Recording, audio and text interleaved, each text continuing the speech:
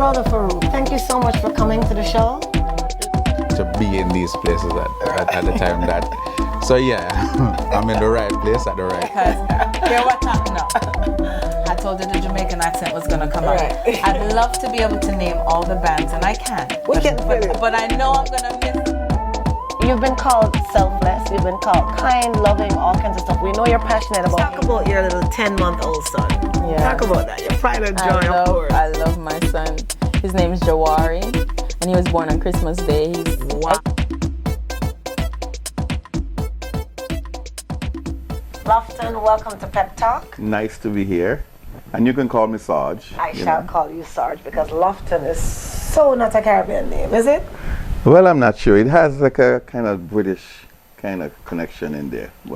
But Sarge is good. Sarge is good. Okay, great. So, again, we're talking to Sarge. He is the executive director of DC Caribbean Carnival, and he is the band leader of the Image Band. Absolutely. And I know you were born in Nevis. So I want to talk a little bit about growing up in the Caribbean and some of the incidences that shaped who you are today. Absolutely. Well, I had a very interesting childhood growing up in the island of Nevis. Well, put it this way, I always kind of relate my upbringing as a Caribbean type of upbringing because as a young lad, cricket was always in my vein. That's the only sport I know. Music was always in my vein. But at the age of 10, I was involved in an accident that happened. It was a disaster on the ill-fated Christina, which is a ship that transport both people and cargo between both the islands of St. Kitts and Nevis. And on August 1st, 1970, at the age of 10, I was on that boat that went down. And hundreds of people perished. Yeah, and I was one of the fortunate survivors. There were only 90 survivors. And I was one of the younger survivors. But that incident shaped who I am today because out of that, I traveled from Nevis to St. Croix, Virgin Islands to live with my mom. And that's where I got my first start in playing music. I played the trumpet. And I got my first band when I was in 10th grade and continued playing cricket on a professional level.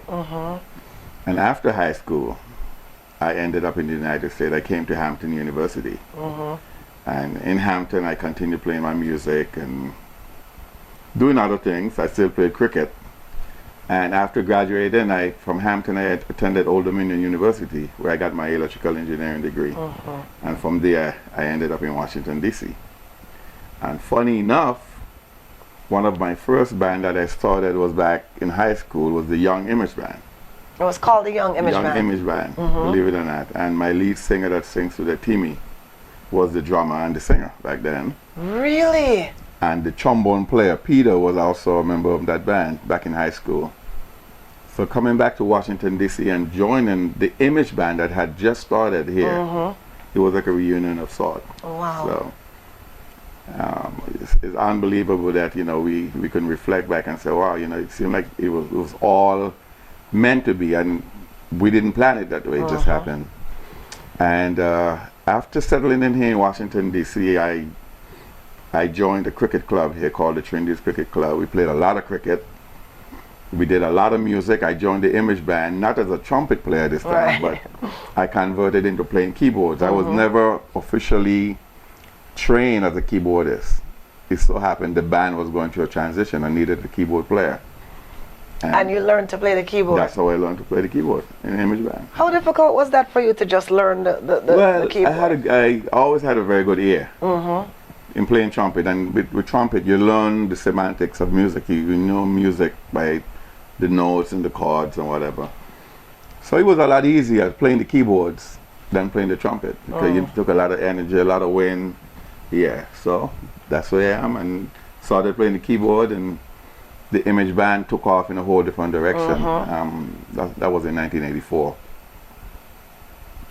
And then a few years later, a group of Caribbean leaders here in Washington, D.C. decided that we needed to get involved in bringing Carnival to the nation's capital, because we used to travel everywhere, Canada, New York, Miami, Atlanta. All these cities had Carnival, but we didn't have anything here in Washington, D.C.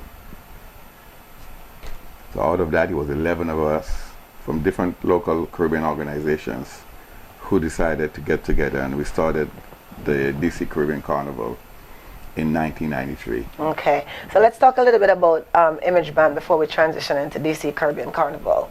How many members are in the band? Because I was told it's one of the biggest reggae bands in this area. Is that so? How many members you have? Yeah, well, I mean, I consider the band not just specifically reggae, but a Caribbean band. Caribbean band. Yeah, because we play various forms of Caribbean music. The full group is 12 of us. 12. And the reason, as you know, we have a full horn section, which is very rare. You don't see bands with horns anymore.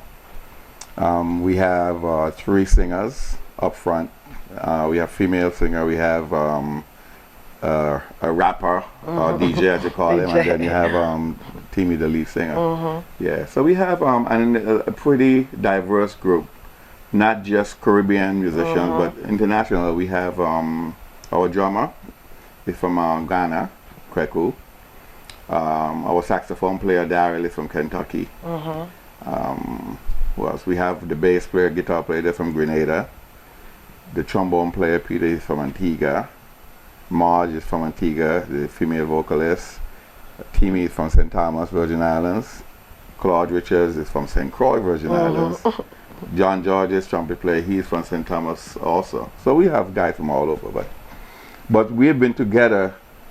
The core of the band has been together since 1986. 1986. The core of the band, but you have members who've been there from the beginning. Timmy has been there from the beginning. Wayne Roebuck, who is the manager, he's been there from the beginning. Peter has been there from the late 70s, early 80s. I came back on the scene in 1984. So I've been in it for the last 28 years. And what would you say is the secret to that band sticking together even for just a core? Because from all the conversations I've had tonight, it seems like even a smaller band has issues with keeping, say, a 5-piece. And you're talking about 12 people, and you're saying most of the core people are kept together over the years. What do you think is the secret to that? Well, we have been together now. This is our 34th year. We're going to be celebrating 35 years next year. And I think the main fact that we're like a family. We all love music. We all are pretty settled in the area, so it's not like you have movement where folks are moving around. So, and you know, we love to get together and play music. We love Caribbean music. We love music just in general, and that keep the band glued in terms of making sure that every year we have a goal. Like for example, we travel to the Virgin Islands every December for the last 23 years. So from January to November to December, we plan for that trip, and we come back and we start over again. You know, we enjoy entertaining folks. We enjoy making people happy. So you know, it's just in the vein. Music. It's just in the vein. Yeah. And I know that typically when they're having any major events in the Washington D.C. area, and even sometimes out of Washington D.C., Image Band is a very in-demand band. What kind of promotions have you done over the course of your career to get you the band that most people seem to gravitate towards, especially for Caribbean functions? Well, believe it or not, we don't put a lot of energy into the promotion, but I think what it is, over the years, we have set a standard in terms of what we present. And like a lot of the bigger events, like the balls and, you know, festivals like that, for some reason, Image Band creates an excitement and a kind of performing energy that brings people in and make people do, you know, put your hands in the air or wave or whine or party. We have that kind of energy that people tend to enjoy and gravitate to. So every year we look forward to certain gigs. We've been doing a number of gigs for 20 plus years consistently every year that they ask for the band, because, you know, we have developed that following, we've developed that reputation that this is the band that keeps the party going, that, you know, keep people happy. So awesome. And when I'm in a party with Image Band, I am happy too.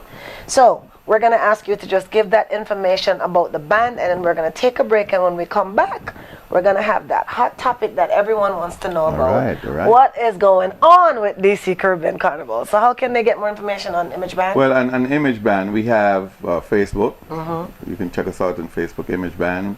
We have our website, imageband.com, which will actually link you to our Facebook site, or actually MySpace site. And we also have our Twitter, Image Band on Twitter. So we out there, you know, you can find us. Just Google Image Band. Just Google Image Band. And when we come back, we're going to ask you to Google DC Caribbean Carnival, because that's what we'll be talking about when we return after this break. We'll be right back. West Indians, Europeans, Africans, Asians, Syrians, Latinos, everybody, where you come from? Where you from? Where you from? Where you come from? Show me your flag.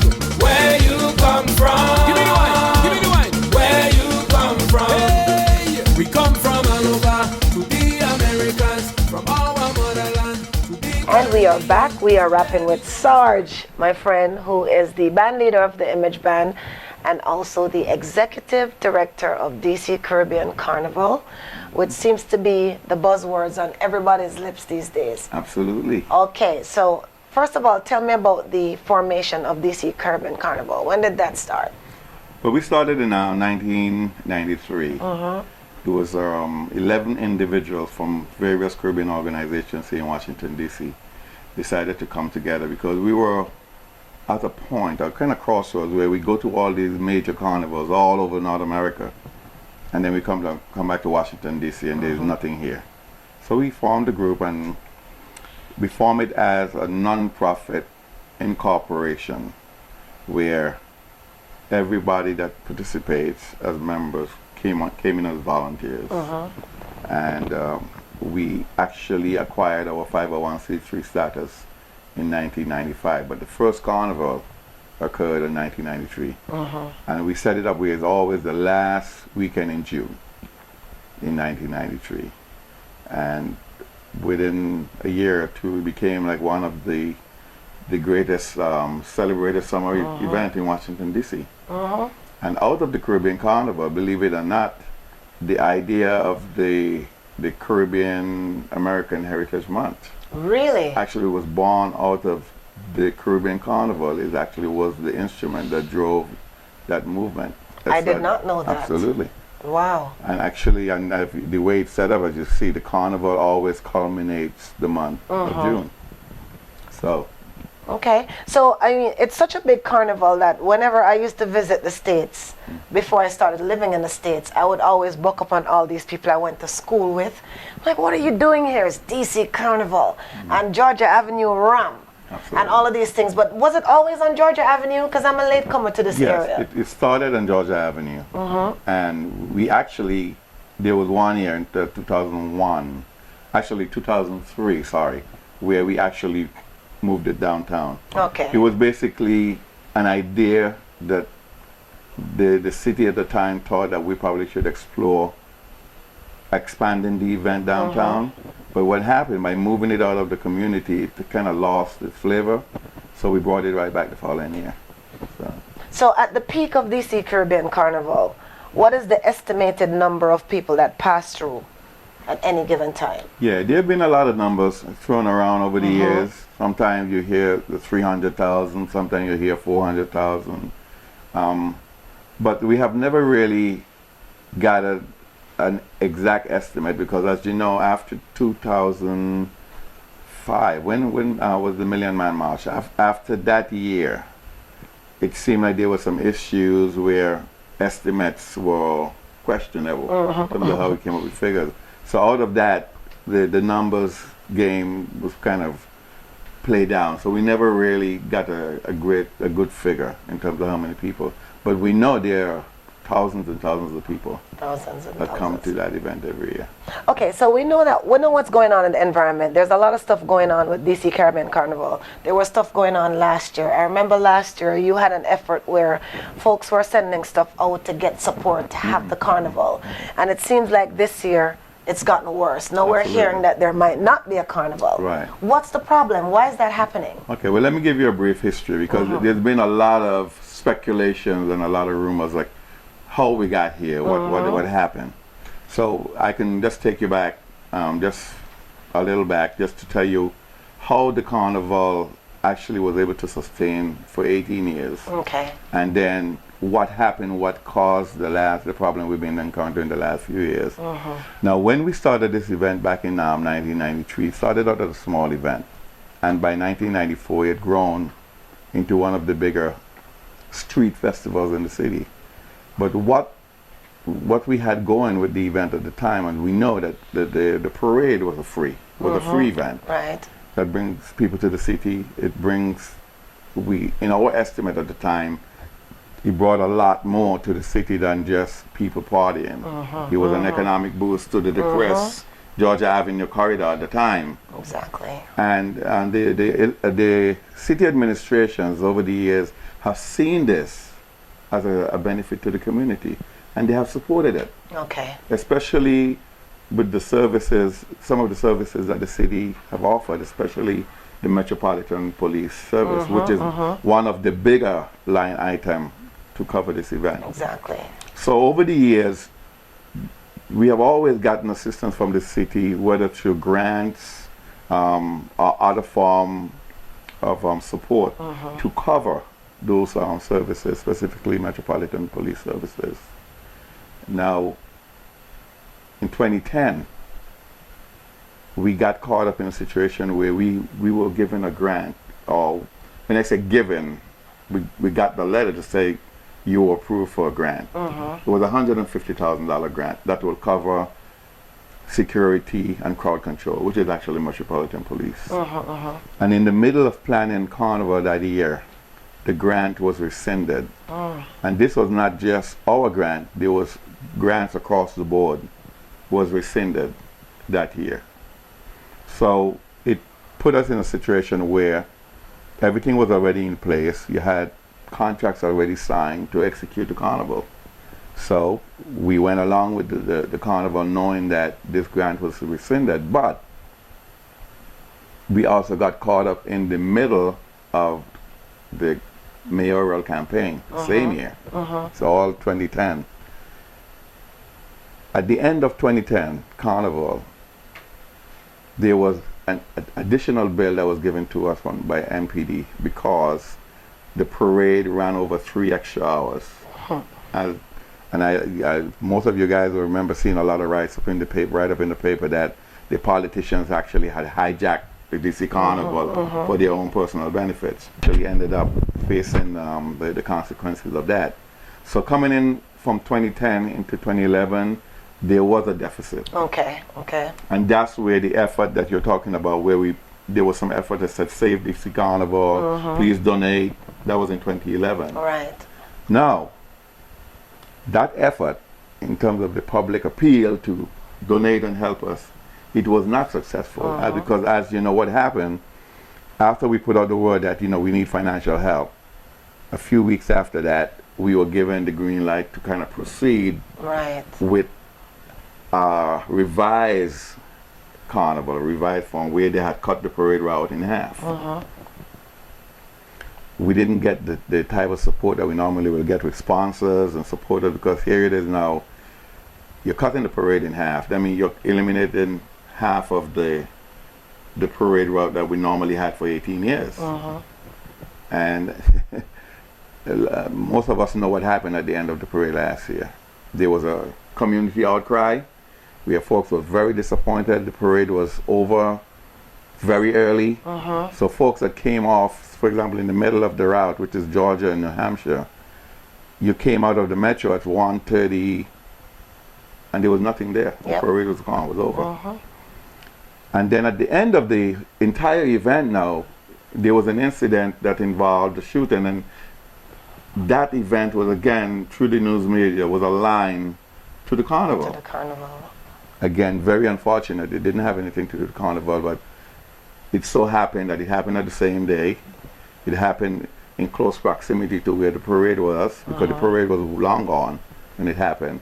So it didn't help the cause. So coming into 2012 now, you had the issue of now the additional bills from the Metropolitan Police Service. And believe it or not, the bill for 2011, even though it was a shorter parade route, 50% shorter, was more than what the bill was in 2009, 2010. So you didn't get a grant last year? No, there was, because as you remember, coming into 2011, the grant which was rescinded in 2010, that was pretty much the end of the support from the city in terms of that magnitude. But what we did, which was actually asked of us, was to conduct an economic impact study that can show the city administration the benefit of this event to the city. And we actually went out on the line and we did it. We had Howard University to conduct an independent study for us to show the benefit of this carnival, which it was done, and we received a report in December of last year, which was presented to the city. But I guess the study alone was not convincing because we didn't get any positive feedback from the city about it. All we got was the fact that there was an outstanding bill from the part of 2010 into 2011, and that this bill has to be paid before the city can issue any approval to move forward with the event. Okay. And that's where we are in terms of where the confusion started. So this is where you are now. You owe the city a whole bag of money. Right. So at the end of the day, the city there's a big bill here that says you owe this money, and before you can move forward and get approval, this money has to be paid. Right. And have you reached out to anyone, anywhere? You know, you've had a lot of traffic throughout the years. Absolutely. Many people are disheartened that this carnival might not happen. Have you done something similar to last year in terms of trying to get an appeal, being open and honest with the public about this is where we are, how can you save DC Carnival? Actually, and we did that. Now here's where this came in. It was not as early as the effort last year because, again, we will actually put in a lot of investment in terms of reaching out to the business community. We actually walked the Georgia Avenue corridor, business by business, telling them our challenges and to ask for support. And the majority of the businesses, they love it. They don't want it to leave. They really think it's the best event for them. But I guess, you know, giving us a small donation, maybe it's too much because I don't know, for whatever reason. They just love it, but they don't support us. Okay. That's number one. Number two, we did our normal effort by September. We usually put out requests for sponsorship, which we did. We actually applied for 2 grants through the DC Arts and Humanities. We've done that. We consistently encourage folks to donate on our website. We do have a donate link where you can go and for some reason it's been, I guess it's the climate we're in, all of the effort that we have had has been very, very, very challenging in terms of raising the type of money. But again, I'm very much convinced to say that because of the nature of this event where you have a huge parade that's free, we don't make any money from the parade. Right. The only funds that this carnival make is when we have at the end of the parade we have a festival, and the monies that are made from the festival is to cover the smaller services like DCRA, DPW, some of DPW, but generally DOH, which is Department of Health, fire and emergency, those kind of services. But the bigger bills, which like Metropolitan Police, is practically impossible for us to raise that type of money to cover those bills. And we know that those bills are huge. So unless you're saying without getting like a grant that you've gotten in the past, you pretty much can't do it. So right now, as it stands today. So here's where we are at. Yeah. We have had organizations such as CPAC, the Caribbean Political Action Committee, who's been batting for us. They've been there with us. They've known the challenges that we've had from day one moving into where we are at now, but to no avail. So we are at a crossroads now where we had to make a decision that, okay, we are now heading into May, and we are still at a standstill in terms of how we move forward. What do we do? So what we have decided to do for this year, we're going to still continue the effort to work out the issues with the city and hopefully to to get things back on track for 2013. But for 2012, to salvage what we have and to still give the band leaders an opportunity to showcase their costumes and everything else, we will still host a series of programs here in the area. We will have the judging of the costumes, the Panjan that we normally have on the same weekend, June 23rd, 24th. A lot of the promoters who have been hosting parties every year, they're still moving forward with their parties. But the parade for this year, we have elected to accept an invitation from Baltimore to join them this year to host the parade in Baltimore. So that's where we are. That's where we are. Yeah. DC Carnival parade will not be on Georgia Avenue. There's no DC Carnival parade this year on Georgia Avenue. You heard that on Pep Talk. You heard that from, I won't call you the horse's mouth, but my friend Sarge just said that. And so those of you who insist on doing the Carnival Revelry, you shall join it with Baltimore Carnival. And it's the same date. Is it? No. What's the date for that? I'm going to give you the date. Okay. Because of the late planning, and again, the date of June 23rd, 24th, which is in DC, the parade would not be on that day. The date would be July 14th, 15th for the parade. So you can make adjustment. I'm sorry for those who have already made arrangement for parade here in DC, but you can still come out. Don't change your plans. There's still a lot of activities to enjoy here in Washington, DC on the 23rd and 24th. But on July 14th, 15th, we will be taking the parade to Baltimore. Now, I have a situation to elaborate on before we leave in reference to the DC Carnival, because I've been thinking about this seriously. Over the last few years, you've been receiving complaints that we have been ill-treated on the parade route by the Metropolitan Police. We have been pushed, raced off the street. We have had helicopters flying above, horses protruding through the parade, motorcycles clearing us off the road. It's basically like a protest, and this is a festival, and we are peaceful people. So I'm saying in a normal, regular scenario where there are no issues with money, there are no issues in terms of challenges moving forward with plans, how would then we address these same concerns that keep happening over and over again? And so the bottom line is that there are a lot of finger pointing in terms of why we are where we're at. But at the end of the day, the same complaints that we've been getting over and over and over in reference to the treatment that we receive as Caribbean folks on the day of the event, the timing of the event, because it's now cut short. We don't enjoy the amenities that we had in the past. Those are not going to go away. Those are going to be there. So how do we address those? I think those are the bigger questions that we should be seeking answers to, along with the money. But even if there's no money issue, how do we address those issues? Okay. Well, I'm sure that's a tall order for you and your committee to think about. But another thing to think about also is maybe what you need to do in light of all of those issues that you have is really seriously thinking about joining forces with Baltimore Carnival. Because it's one area. Absolutely. They say the DMV and is, DC, Maryland, Virginia. So that might be a quick fix this year, but it's something that you guys should possibly think about taking forward. Because, you're combining stuff. There's a separation, Baltimore over here and DC down the street, and you have it in June and they have it in July.